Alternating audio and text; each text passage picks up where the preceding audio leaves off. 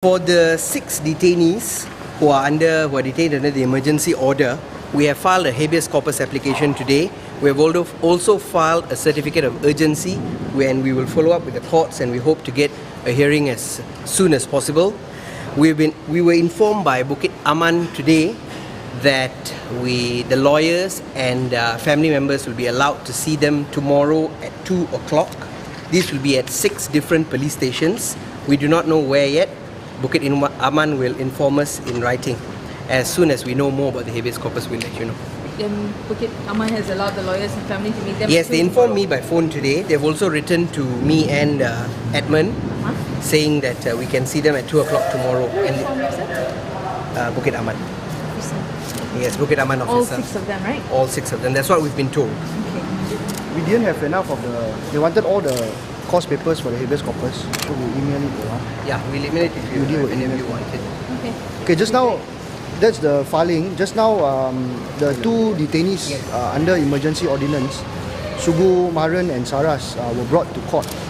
So the lawyer made the application for us to be able to speak to them, and we managed to speak to them for about 20 minutes. This is the first time we are seeing them, and this is the first time both of them are seeing each other.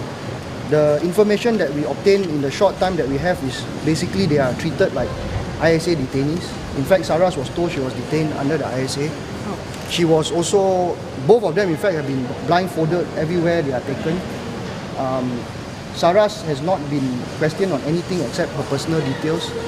But Sukumaran has undergone severe interrogation by no less than 5 police officers who is questioning him on activities relating to Bersih, on his alleged involvement, who is backing Bersih, what is Bersih planning to do. And in fact, the same type of interrogation techniques that are being used on ISA detainees are being used on them as well. For example, there are officers who will challenge Sugu to say, how long do you think you'll be detained? Will you be detained for 2 years, 4 years, 6 years? There's a lot of information that has come out. We will spend a bit more time with them, but suffice to say that at the moment, the grounds that were leveled against them from the beginning are shown to be wholly without basis. It's wholly political persecution just because of the Bersih rally, from what we have said, what we have seen, and they are not treated in a way that any humane prisoner should be treated. Any human prisoner should be treated, which is humanely. Although, of course, I think because of the international coverage to it, you won't see them being beaten up. It's just the mental torture, the mental anguish, and the type of the way they are going about their business is something that it can be done by the normal criminal process without the emergency ordinance. Just now, Saras was also crying and very emotional, even after 2-3 days in detention. So that is the information we got. We will continue to see them tomorrow and give the information as well. It is the Bukit Aman Public Relations Department officer, ASP Lau Kian Guat, LAW Kian Guat, KIAN. Sugu Maran and Saras are also kept in solitary confinement. They don't know where they are. They think that they are not in Bukit Aman. We're told they are in PRC.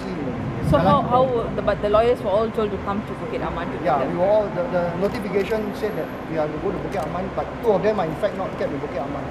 So the police lied to us. I think we argue that there's no access to counsel, no access to family. The grounds of detention have not been told to them. The grounds of detention are unsubstantiated. There's no basis. Basis in detention. Okay. It's a political detention. And that the police have not complied with all the procedures under the Federal Constitution and the Emergency Ordinance.